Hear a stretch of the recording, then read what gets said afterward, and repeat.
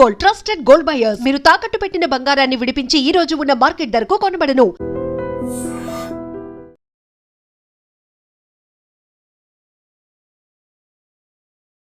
నమస్తే.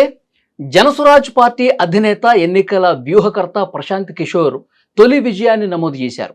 30 సంవత్సరాలుగా అప్రతిహత విజయాలు నమోదు చేస్తున్న భారతీయ జనతా పార్టీకి ఎదురెడ్డి ఆ స్థానాన్ని కైవసం చేసుకోవడంతో దేశవ్యాప్తంగా ఈ విజయం అనేది ఒక సంచలనమైనటువంటి విజయంగా నమోదైనటువంటి పరిస్థితి ఉంది. ఆయన విజయం గురించి మనం విశ్లేషణ తీసుకుందాం. తమ్మారెడ్డి భరద్వాజ్ గారు మనతో పాటు ఉన్నారు. సార్ నమస్కారం. తమ్మారెడ్డి గారు, అక్కడ భారతీయ జనతా పార్టీ స్థానం అది. ఇప్పుడు ప్రజెంట్ జాతీయ అధ్యక్షుడిగా ఉన్నటువంటి నితిన్ నబీ స్థానం, ఆయన తండ్రి, తర్వాత ఆయన ఎప్పుడు ఎన్నికలు పెట్టినా వాళ్ళే గెలుస్తూ ఉన్నారు, ఆ కుటుంబాన్ని. ఆయన జాతీయ అధ్యక్షుడు అయిన తర్వాత, రాజ్యసభకి ఎన్నికైన తర్వాత అక్కడ ఖాళీ అయింది స్థానం. ఆ ఉప ఎన్నికలో ప్రశాంత్ కిషోర్ అద్భుత విజయం. అసలు యాక్చువల్గా ఎవరు గెలుస్తారేమో అనుకోలేదేమో బహుశా, ఎందుకంటే ఆయన అంతకుముందు గత సంవత్సరం జరిగిన ఎన్నికల్లో కూడా అన్ని స్థానాలు ఓడిపోయినటువంటి పరిస్థితి ఉంది. ఈ విజయాన్ని ఎట్లా చూస్తారు సార్? విజయం చూడటం అంటే ఇప్పుడు బాగా దేశంలోనే ఈ జంతర్ మంతర్ ఇన్సిడెంట్ అయిపోయినాక చాలా తేడా వచ్చింది ప్రజల ఆలోచన విధానంతో. దాని మీద స్పందనతోనే బీహార్లో కూడా ఉద్యమం స్టార్ట్ అయింది. ఉద్యమం స్టార్ట్ అయినాక అక్కడ AK-47 కూడా నడిపించారు అక్కడ బీహార్లో. సో బీహార్లో ప్రభుత్వ వ్యతిరేకత బాగా పెరిగిపోయింది ఆ టైంలో. సో నాకు గుర్తున్నంత వరకు ఇక్కడికి వెళ్ళినప్పుడు క్యాండిడేట్ని, బీజేపీ క్యాండిడేట్ని ఊళ్ళో ప్రచారం కూడా చేయలేదు కొన్ని ఊళ్ళల్లో. నేను యూట్యూబ్లో చూసేది కరెక్ట్ కదా నాకు తెలియదు, దాంట్లో చూసాను. అంటే వాళ్ళ సాలిడ్ కాన్స్టిట్యున్సీ అనుకున్న 30 ఏళ్ళ నుంచి ప్రతి ఎలక్షన్ వాళ్ళే గెలుస్తున్న దాంట్లో ఎలక్షన్కి క్యాన్వాసింగ్ కూడా చేయని పరిస్థితికి వచ్చిందంటే భయంకరమైన వ్యతిరేకత ఉంది. ఆల్రెడీ పోల్కి ముందు నుంచే ఈయన గెలుస్తాడు అని అంటే మిగిలిన పార్టీలన్నీ కూడా ఈయనకి సపోర్ట్ చేసినట్టు. సో ఈయన గెలిచాడు అంటే దట్ షోస్ ఈ కాక్రోచ్ జనతా పార్టీ ఎఫెక్ట్ దేశంలో ఉంది అనేది. అంటే వెంటనే మనం అంటాం మరి వేరే చోట గెలిచింది కదా బీజేపీ అని అంటాం. అది గుజరాత్లో గెలిచింది అంటే అంత ఉండదు, బట్ ఎఫెక్ట్ ఉంది, కొంత ఉంది, కొంత ఎఫెక్ట్ కనిపిస్తుంది అంటారు. కొంత ఎఫెక్ట్ ఉంటుంది, డెఫినెట్గా కొంత ఉంటుంది. 100% ఎఫెక్ట్ ఉంటుందంటే ఉండదు. బట్ ఉన్న ఎఫెక్ట్లో ఈ బీహార్లో జరిగిన ఇన్సిడెంట్ ఎక్స్ట్రా జరిగింది కదా, వీళ్ళు AK-47 కాల్చడం అవన్నీ చేశారు కాబట్టి నీకు అక్కడ కొంచెం రిజల్ట్ ఎక్కువ కనపడింది. ఓకే, అంటే ప్రత్యామ్నాయం ఇండియా కూటమి వైపు ఎందుకు చూడలేదంటారు అక్కడ ప్రజలు? ఏమో ఇండియా కూటమి వాళ్ళకి సపోర్ట్ చేశారేమో. అంటే RJD కూడా ఉంది, RJD 3rd పొజిషన్కి వచ్చింది అక్కడ. ఇప్పుడు కొంతమంది ఏమంటారంటే RJD వాళ్ళు బీజేపీ వాళ్ళు వీళ్ళకి ఓట్లు వేసారంటారు, ఇతనే బీజేపీ క్యాండిడేట్ అంటున్నారు.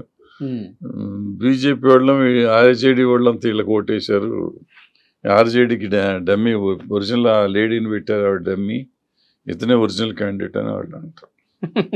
అంటే ఇండియా క్యాండిడేట్ కింద ఇతను తీసుకున్నారు. ఓకే సార్, ఇప్పుడు యాక్చువల్గా కాక్రోచ్ జనతా పార్టీ ఉద్యమం, ధర్మేంద్ర ప్రధాన్ రాజీనామా చేయటం ఒక ఎదురు దెబ్బ భారతీయ జనతా పార్టీ. ఇప్పుడు ఇక్కడ ప్రశాంత్ కిషోర్ గెలవటం, భారతీయ జనతా పార్టీ తన స్థానాన్ని కోల్పోవటం, ఇది రెండో ఎదురు దెబ్బ. అంటే భవిష్యత్తులో బీజేపీ శకం ఇక ముగిసిపోతుంది అంటానికి ఒక సంకేతంగా చూడాలా వీటిని? అంటే జనరల్గా ఈ బై ఎలక్షన్ ఎప్పుడు వచ్చినా కానీ రూలింగ్ పార్టీ గెలుస్తుంది జనరల్గా, కానీ ఇక్కడ గెలవలేదు. ఇక్కడ మధ్యప్రదేశ్లో కాంగ్రెస్ సీట్ అయినా కానీ రూలింగ్ పార్టీ బీజేపీ కాబట్టి గెలుస్తానికి జనరల్గా ఛాన్సెస్ ఉంటాయి, అక్కడ గెలవలేదు. సో డెఫినెట్గా మీరు అనుకున్న కాంగ్రెస్ జనతా పార్టీ దెబ్బ కొంచెం కొట్టింది.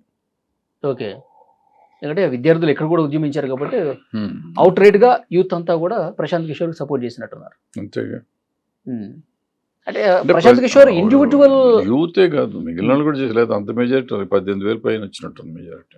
అవును, ప్రశాంత్ కిషోర్ ఇండివిజువల్గా ఆయన క్యాపబిలిటీ మీద చూడలేదంటారా? ఇది భారతీయ జనతా పార్టీ వ్యతిరేకత చూడాలా?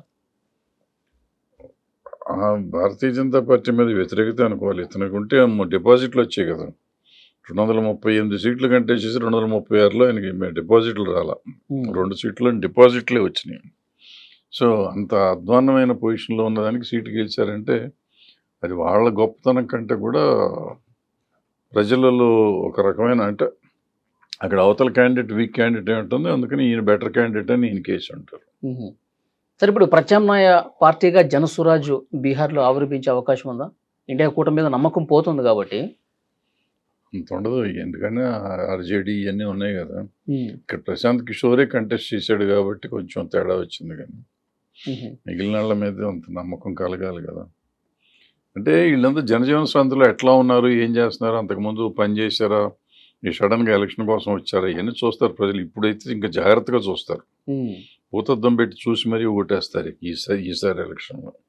ఓకే, ఇప్పుడు జరగబోయేది 2029లో అంటారు. సో ఎవరు పడితే వాళ్ళకి ఓటు పడటం అనేది కొంచెం కష్టం. అదే గొర్రెదట్టులాగా ఓటేస్తారు అనేది ఈసారి నమ్మలేం. గుబ్బులో గోవిందలాగా అట్లా చేసే పరిస్థితులు ఎవరికి వాళ్ళు ఆలోచించుకునే ఎవరిని పెట్టినా, ఇప్పుడు మామూలు కుక్కను పెట్టినా గెలిపించుకోగలను నేను అనే టైప్ పోయింది. ఇప్పుడు మనిషిలో కొంత వాల్యూ ఉంటేనే. ఇప్పుడు బీజేపీ కూడా సార్ మేము గెలిచేస్తున్నాం అని చెప్పి 200 కిలోల స్వీట్లు కూడా ముందే 9ంటికి తెచ్చిపెట్టుకున్నారట. ఇది మన స్థానమే కదా అని. అది వాళ్ళు కంపల్సరీగా వాళ్ళదే కదా, గెలిచే అవకాశం ఎక్కువ ఉంటుందని అనుకుంటారు. అనుకోవటంలో తప్పు లేదు, కానీ ప్రీ ఎలక్షన్కి ముందు నుంచే ప్రశాంత్ భూషణ్ గెలుస్తాడని చెప్తున్నారు. ప్రశాంత్ కిషోర్, అవును, ప్రశాంత్ కిషోర్ గెలుస్తాడని మొదటి నుంచి అంటానే ఉన్నారు. మొదటి నుంచి కాదు, ఈ కాక్రోచ్ జనతా పార్టీ ఉద్యమం స్టార్ట్ చేసిన కాడి నుంచి అంటున్నారు. ఓకే, మొదట్లో అది వాకోవర్ రేస్ అనుకున్నదే సడన్ గా మారింది, మారిపోయింది. ఈ ఉద్యమం లేకపోతే బీజేపీనేనా కాక్రోచ్ జనతా పార్టీ ఢిల్లీలో చేయకపోయి ఉంటే అయ్యి ఉండాలి, బీజేపీని వచ్చి ఉండేదట, న్యాయంగా రావాలి. ఈయన ఎన్నికల వ్యూహకర్త కదా సార్, చాలా రాష్ట్రాల్లో చాలా మందిని గెలిపించాడు కదా, ఎందుకంటారు ఇట్లా ఆయన ఓడిపోవడం అనేది? అట్లని కాదు, వ్యూహకర్త అయినంత లోపల అతను ఒక్కడ వ్యూహంతోనే మొత్తం వీళ్ళంతా గెలిచారనేది ఒట్టి మాట. ఎప్పుడు ఎవరు గెలిచినా కానీ వాళ్ళకి ఎంతో కొంత వాళ్ళకి శక్తి ఉంటేనే ఈయన అదనంగా. ఇప్పుడు మనం సినిమా తీస్తాము, సినిమాలో దమ్ము లేకపోతే పబ్లిసిటీ చేస్తే గెలిచేస్తారా? సినిమా హిట్ అవుతుంది, అవ్వదు కదా. అట్లా ఇది కూడా ఆ పర్టికులర్ క్యాండిడేట్ కానీ ఆ పర్టికులర్ పార్టీకి కానీ ఒక ఊపు ఉంటే దాన్ని కొంచెం ఎడిషనల్గా చేయటానికి ఇతను వ్యూహం చేయగలుగుతాడు నేను అనుకునేది. అదే ఈయన చేసినవన్నీ గెలుస్తుంటే 1-2 చోట్ల పోయింది కూడా ఉంది. ఓకే, సో ఎవరు దేవుళ్ళు కాదు, ఎవరు అట్లా అనుకుంటే మీరు అడిగినట్టు ఆయనకి ఆయన చేసుకోలేనాడు, ఊరోళ్ళకి ఏం చేస్తాడు. బట్ డెఫినెట్గా ఏంటంటే జన ఆకర్షక పథకాలు సృష్టించడంలో కానీ లేదా జనాన్ని ఆకర్షిస్తానికి ఇతను ఐడియాలు ఇవ్వటం కానీ ఉంది అతని దగ్గర. సో దాని మీద కొంత మేధోమదనం చేయటం, ఆ టీం ఉండటం, ఆ టీం బాగా పనిచేయటం ఉంది. సో గెలుస్తున్న గుర్రానికి ఇంకొంచెం ఎక్కువ తీసుకురాగలరు. సరే, భారతీయ జనతా పార్టీ కూడా ఇప్పుడు ఈ వరుసగా తగులుతున్న ఎదురు దెబ్బల మీద డెఫినెట్గా వాళ్ళు సమీక్ష చేస్తారు. ఇప్పుడు యూత్లో మనం లేము అనేసరికే నరేంద్ర మోదీ గారు ఇన్స్టాగ్రామ్ స్టార్ట్ చేశారు. వాళ్ళ క్యాబినెట్ మీటింగ్స్లో కూడా ప్రతి ఒక్కరు ఇన్స్టాగ్రామ్ అకౌంట్ ఓపెన్ చేయండి, యూత్తో కనెక్ట్ అవ్వండి, అసలు వాళ్ళకి ఏం కావాలో ఆన్లైన్లో కనెక్ట్ అవ్వండి అని కూడా ఆయన క్యాబినెట్ మీటింగ్స్లో చెప్తున్నారంట. ఇప్పుడు డెఫినెట్గా ఈ ఓటమి మీద సమీక్ష చేస్తారు. భారతీయ జనతా పార్టీ తను మార్చుకుని మళ్ళీ గెలుపు వైపు వెళ్ళే అవకాశం ఉందంటారా? డెఫినెట్గా ఎవరైనా ప్రయత్నం అయితే చేస్తారు, గెలుస్తారో ఓడతారనే మనం తొందరగా too early to decide things. So చూద్దాం. ఇవాళ మనం ఏదో పండితుల్లాగా నేను పర్టికులర్గా నేను విశ్లేషకుడిని కాదు, నేనేదో క్యాజువల్గా మామూలుగా మాట్లాడే మనిషి నేను.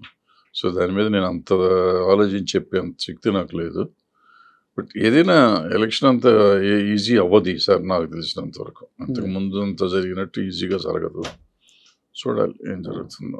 అంటే ఈ 2 years సస్టైన్ చేయాలి. కాక్రోచ్ జనతా పార్టీ కూడా 2 ఏళ్ళు సస్టైన్ చేయాలి. బీజేపీ 2 ఏళ్ళు ఇప్పుడు మారుతున్న మార్పు.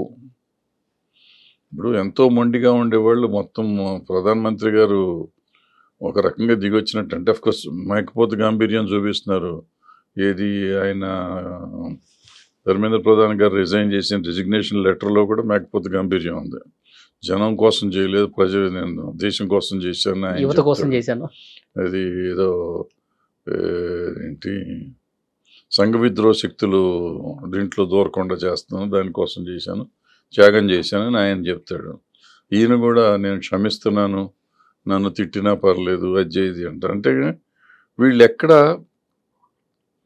మనం తప్పు చేశాము, చేసిన తప్పుని మనం సరిదిద్దుకుందాం అనే మాట అంటలా. ప్రధానమంత్రి గారు డెఫినెట్గా చాలా గొప్ప విషయం. ఆయన వచ్చి నేను క్షమిస్తున్నాను అని చెప్పటం. అట్ ద సేమ్ టైం నన్ను క్షమించండి, నన్ను నమ్మిన వాళ్ళు కానీ నా ఆర్గనైజర్స్ కానీ ఇంతకాలం చాలామందిని తల్లుల్ని పిల్లల్ని ఆడవాళ్ళని అమ్మాయిలు బూతులు తిట్టారు, వాళ్ళందరి తరఫున నేను క్షమాపణ చెప్తున్నాను ఆయన చెప్పలా. వాళ్ళు తిట్టారని కూడా చెప్పలా, నన్ను తిట్టారు, మా అమ్మని తిట్టారు కాబట్టి నేను బాధపడుతున్నాను, అయినా క్షమిస్తున్నాను అన్నారు. ఇప్పుడు తల్లి ఎవరికైనా తల్లే. మా తల్లి నాకు తల్లి, మీ తల్లి మీకు తల్లి. నా తల్లిని మీరు ఇన్సల్ట్ చేసి మీ తల్లిని ఇన్సల్ట్ చేసినప్పుడు మాత్రం బాధపడతాను నేనంటే, నా తల్లిని తిట్టినప్పుడు నేను బాధపడినా. మన ఇద్దరికి శత్రుత్వం ఉంటే మన ఇద్దరం తిట్టుకోవాలి, మధ్యలో తల్లుల్ని భార్యల్ని పిల్లల్ని ఎందుకు తీసుకొస్తారు? సో ఇది జరుగుతుంది, అన్ని పొలిటికల్ పార్టీస్లో జరుగుతుంది, ఇళ్లలే కాదు. అన్ని పొలిటికల్ పార్టీస్లోనూ ఇట్లా బండబూతులు తిట్టుకోవటం, అసహ్యంగా మాట్లాడుకోవటం ఎక్కువైపోయింది. సో అది దాన్ని ముందు ఖండించాలి. ఇప్పుడుగా నేను ఎప్పటి నుంచో చెప్తున్నాను, 10-15 ఏళ్ళ నుంచి చెప్తున్నా. ఈ అసెంబ్లీలో కూడా అసహ్యంగా మాట్లాడుకుంటున్నారు, అసెంబ్లీలో కూడా ఈ బూతులు మాట్లాడుతున్నారు అన్ని పార్టీలు. వీళ్ళకి సిగ్గు లేదా అని కూడా చాలాసార్లు చెప్పాను నేను. సో అది ఎప్పుడు మారుతారు? ఇప్పుడు వాళ్ళని చూసే కదా పిల్లలు నేర్చుకునేది. లేదా 15 ఏళ్ల పిల్లని బూతులు ఎందుకు మాట్లాడింది? అసలు ఆ అమ్మాయికి ఎక్కడ వచ్చినాయి ఆ బూతులు, ఎలా వచ్చినాయి ఆ బూతులు? అవును, మనమే సిగ్గుపడే లెవెల్లో ఉన్నాయి. అది డెఫినెట్గా ఖండించాల్సింది. అందరం తల్లిదండ్రులు కానీ పిల్లలు కానీ మనం కానీ అందరం ఖండించాల్సిందే. అయితే దాన్ని ఖండించినప్పుడు యువతల వాళ్ళని కూడా దాన్ని ఖండించాలి. ఈ వాట్సాప్ దాంట్లో యూనివర్సిటీల్లో వాళ్ళు పెడుతున్న బూతులు అన్న మామూలు బూతులు ఉన్నాయి. ఎవరెవరిని తిడుతున్నారు, ఎందుకు తిడుతున్నారు, అవసరం ఉన్నా లేకపోయినా? ఆ పద్మావతి అప్పుడు ఎంతమంది సినిమా వాళ్ళని అసలు ఆడవాళ్ళంతా చెడిపోయిన వాళ్ళు అన్నారు. మరి ఎవడన్నా క్షమాపణ చెప్పాడు ఇప్పటి వరకు? తప్పన్న మనిషి కూడా లేడు ఇప్పటి వరకు. దాన్ని అడిగేవాళ్ళు కూడా లేరు ఈ సినిమా వాళ్ళు. సో అప్పుడే కదా అసలు ఆ స్త్రీ అనగానే వాళ్ళకి ఏదో ఇదిగా ఉంటుంది. ఇప్పుడు కంగనా రనౌత్ అంటాను కదా, ఈ ఆడవాళ్ళంతా దాని రేపుల కోసం వెయిట్ చేస్తున్నారు అంటాడు. ఆల్మోస్ట్ మీనింగ్ అదే కదా ఆవిడ చెప్పింది. వాళ్ళు బట్టలు లేకుండా ఉంటారు, లేకపోతే ఏదో రేపులు అంటుంది. అంటే ఇంత ఇర్రెస్పాన్సిబుల్గా ఆడపిల్లల్ని దూషించే విధంగా మాట్లాడతామంటే క్షమాపణ చెప్పాల్సిన బాధ్యత లేదా? నేను క్షమించాను అంటున్నారు, కరెక్ట్. క్షమించింది చాలా పెద్ద మనసు చేసుకున్నారు, బ్రహ్మాండం. ఇంతకాలానికి ఆయనకి వేరే సైడ్ కూడా ఉందిగా, ఆయన కూడా బూతులు కాదు కానీ రకరకాల కామెంట్స్ చేశారు స్త్రీలని. సో ఎవరమైనా కానీ స్త్రీలని ఇట్లా కామెంట్ చేయటం ఎంతవరకు కరెక్ట్? స్త్రీలని కాదు, పురుషులనైనా ఎవరినైనా కానీ బూతులు తిడితే డైరెక్ట్గా నువ్వు తప్పు చేస్తే నీ తప్పును గురించి మాట్లాడాలి, అంతేగాని నా చరిత్రను గురించో నన్ను గురించో మాట్లాడతాను. నేను మాట్లాడితే తప్పు, నువ్వు మాట్లాడితే రైట్ అనేది కరెక్ట్ కాదు కదా. ఓకే, సో ఆ మార్పు ఇంకా రావాలి. వచ్చిన మార్పు చాలా సంతోషం, ఆహ్వానించదగ్గ మార్పు ఇప్పుడు వచ్చింది. ఆయన రిజైన్ చేయటం కానీ, ఈయన వాట్సాప్ దీంట్లోకి వచ్చి మాట్లాడటం కానీ, ఇవన్నీ చాలా మంచి మార్పులే. బట్ ఇంకా మారాల్సిన అవసరం చాలా ఉంది. ఓకే సార్, ఇప్పుడు మీరు ఇంతకుముందు అన్నారు వచ్చే ఎన్నికల్లో మాత్రం కొంత గడ్డు పరిస్థితి ఉంటుంది, అంత ఈజీగా ప్రజలు నమ్మే పరిస్థితి లేదు అని. అంటే మీ అంచనా ఏంటి సార్ 2029లో ఎట్లా ఉండబోతుంది అంటారు? ఇప్పుడు మనకి ఇప్పుడేం చెప్పుకోలేము మనం. ఇప్పుడు రేపు CJP పొలిటికల్ పార్టీ అవుతుందా, అయితే అది ఎంతవరకు పనిచేస్తుంది, అది కూడా ఇండియాతో కలుస్తుందా, అది ఇండియా సెపరేట్ CJP సెపరేట్ ఉంటే ఆటోమేటిక్గా 3 పార్టీలు అయితే ప్రాబ్లీ బీజేపీకి రావచ్చు. లేదంటే నిన్న ప్రశాంత్ భూషణ్ గెలిచినట్టు మొత్తం CJP వాషౌట్ చేయొచ్చు భారతదేశం అంతా. ఇప్పుడు ప్రశాంత్ భూషణ్ యాక్చువల్గా ఇండియా RJD ఉండగా, బీజేపీ ఉండగా మధ్యలో ప్రశాంత్ భూషణ్ గెలిచాడు. న్యూట్రల్ ప్రశాంత్ కిషోర్ ఆయన గెలిచాడు. అట్లాగే రేపు CJP కూడా గెలుస్తుందేమో పొలిటికల్ పార్టీ అయితే, మనకు తెలియదు ఇంకా. సో మనం ఇప్పటి నుంచే ఊహించి లెక్కలు కడతాం కంటే తమిళనాడులో టీవీకే కూడా అంతే కదా సార్, టీవీకే మొన్న వచ్చింది కదా, యూత్ మహిళలు. సో ఎవరు అనుకోలే వాళ్ళు వచ్చారు. సో ఎక్కడ ఎవరు వస్తారో ఎప్పుడు ఏం జరుగుతుందో తెలియదు మనకి, చూద్దాం.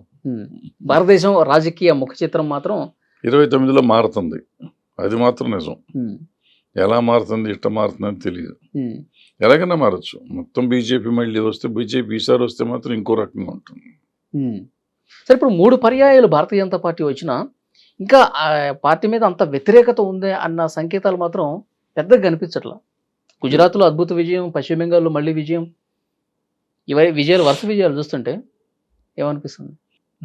అయ్యి ఉంటానంటే ఇప్పుడు ఏమవుతుందంటే రూలింగ్ పార్టీస్ మీద వచ్చే ఒక తిరుగుబాటు కానీ లేకపోతే అసంతృప్తి ఉంటుంది కదా ప్రజల్లో, అసంతృప్తిని వీళ్ళు క్యాష్ చేసుకున్నారు. ఆ పొజిషన్ లేకుండా పోయింది. సో వీళ్ళు దానికి అడ్వాంటేజ్ వచ్చింది. మెయిన్ బలమైన అపోజిషన్ లేకపోవడం వచ్చింది. ఓకే సార్, ప్రశాంత్ కిషోర్ భవిష్యత్తు ఎట్లా ఉండబోతుందంటారు బీహార్లో? దీన్ని నిలుపుకొని ఆయనకు తెలిసిన వ్యూహాలు అమలు చేసుకుంటూ సెకండ్ ప్లేస్ అన్న చేసుకునే అవకాశం ఉందంటారా? అంత ఈజీ కాదు అనుకుంటా. ఈజీ కాదు అంటే ఏమో, అంటే వ్యూహాలు ఎట్లా ఉంటాయో తెలియదు కదా మనకి. 2 సంవత్సరాల్లో ఇప్పుడు ఆయన ఏం పని చేశాడు, ఇప్పుడు దాకా ఏం చేయాలి. ఇప్పుడు ఎమ్మెల్యే వచ్చాడు కాబట్టి ఇప్పుడు పార్టీకి ఏదో ఒక ఇది వచ్చింది, ఎంట్రీ వచ్చింది కాబట్టి ఇక్కడి నుంచి వాళ్ళు చేయటం మొదలెడితే ఈ 2 ఏళ్లలో వాళ్ళు కూడా మంచి పార్టీ అవ్వచ్చు. అవును, ఆయన తొలిసారి అసెంబ్లీలో అడుగు పెడతాడు కాబట్టి ఆయన వాయిస్ ఎట్లా ఉంటుంది? అడుగు పెడతాం కాకుండా పార్టీకి డిపాజిట్లు రాని పార్టీకి ఇంట్రెస్ట్ ఉండదు మొన్నటిదాకా పనిచేస్తానికి. ఏదో ఒకసారి రాయేద్దాం అని వేసారు, లెక్క కుదిరింది. ఇప్పుడు ఈ కుదిరినాక ఆయన చేసే పెర్ఫార్మెన్స్, ఆయన కానీ ఆయన పార్టీ కానీ చేసే పెర్ఫార్మెన్స్ మీద ఎక్కువ ఆధారపడి ఉంటుంది. ఉంటే డెఫినెట్గా వాళ్ళు మొత్తం వాష్ చేసినా చేయొచ్చు.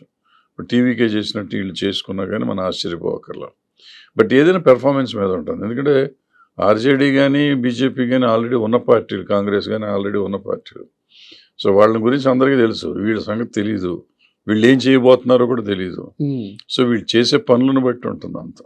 ఓకే, అదృష్టం ఒకసారి తలుపు తట్టింది కాబట్టి దాన్ని ఏ విధంగా నిలుపుకుంటారు, ప్రజల్లో ఏ మేరకు ఉంటారు అన్నది చూడాలి. అవునవును, correct. Thank you very much sir.